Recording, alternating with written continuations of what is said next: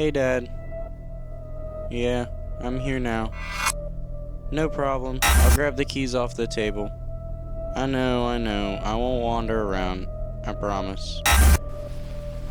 Yeah, I remember the code you gave me, and I'll lock the door behind me when I'm done.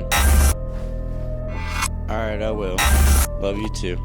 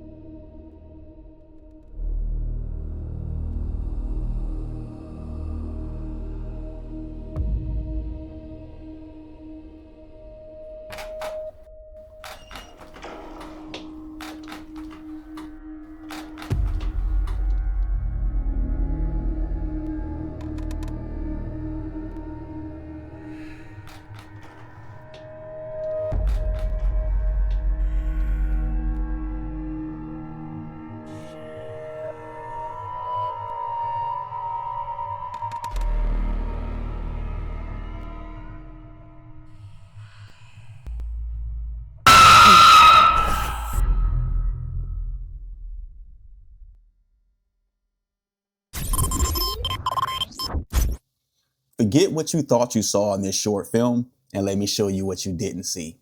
Attic was more than a supernatural horror story. It is layered with symbolism woven into every frame. The first layer deals with psychology and what Anna Freud called defense mechanisms. She described them as unconscious resources used by the ego to reduce internal conflict. In simple terms, these are the lies that we tell ourselves to avoid truths that are too heavy to face. So what do? We deny, we distract, we avoid, we rationalize, we minimize, we place blame on others, we rewrite memories, we bury pain under jokes, busyness, or anger. This process happens in the subconscious, or what some call the upper room of the mind. Therapists spend years helping people uncover these hidden activities, because once you finally see the patterns you've been running from, you gain self-awareness. And self-awareness is the beginning of healing. And this is what Attic is really about. Attic is about the version of yourself you've been hiding from and the unconscious defenses you've built to avoid that confrontation.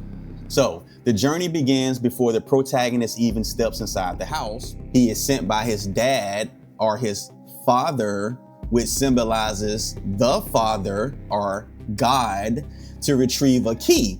A key represents access, authority, and control. In the language of this film, his quest to retrieve the key was a quest to unlock himself. The house represents his mind. The attic is the subconscious or upper room where the hidden self hides. Following the Father's instruction becomes the doorway to this deeper self, the opening of the attic. Now, the next layer is encoded under Genesis chapter 28 in the story of Jacob's ladder. The ladder connecting the ground to the attic is the symbolic bridge. In Jacob's dream, the ladder connected heaven and earth, representing movement, revelation, and truth. In the film, it connects the physical self and the higher self, or the conscious and the subconscious mind. Metaphysically, the ladder is a symbol of awakening and inner elevation. Now watch this. He had to use a keypad to enter the house, and if you look closely, he pressed the numbers 310, which points to Psalms 3:1. Lord, how many are my foes? Many rise up against me. Just like David fleeing the rebellion, this is an allegory of being overwhelmed internally. So here, those many foes are the defense mechanisms, buried traumas, distorted memories, excuses, fears, unresolved truths that rise up inside a person when they finally stop running. Rise up as in come to the surface, but also rise up as in being in the attic, our subconscious mind. And then comes the final layer, which directly mirrors Genesis 32, where Jacob wrestles with the angel all night long. Just as Jacob was forced to confront the truth of who he was, our protagonist ascends into the attic, sees himself, and is pulled into the struggle.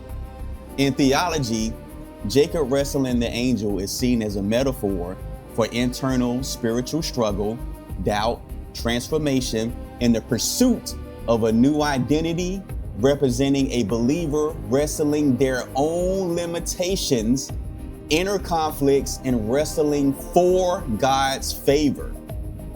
In the end, Jacob prevailed, and his name was changed from Jacob to Israel to further signify his mental and spiritual transformation of his identity.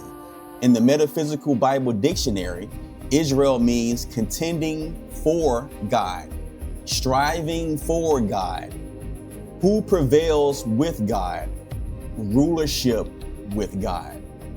But this is where the film takes a turn. This moment isn't just about Jacob or our protagonist, it's about you. Let me ask you this. When was the last time you truly looked yourself in the face? Not the version you present to the world, not the perfect story you post online, but the part you've buried, denied, and protected with a wall of defense mechanisms.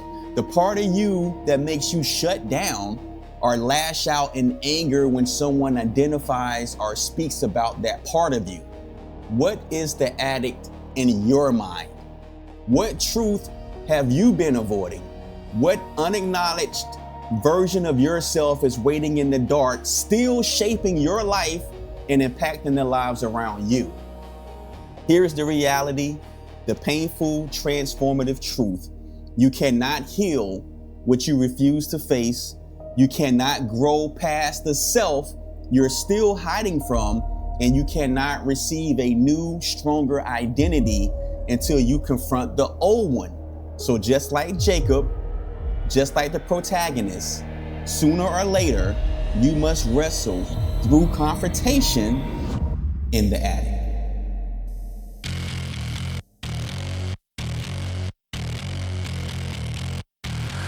Stay away from the attic. It might just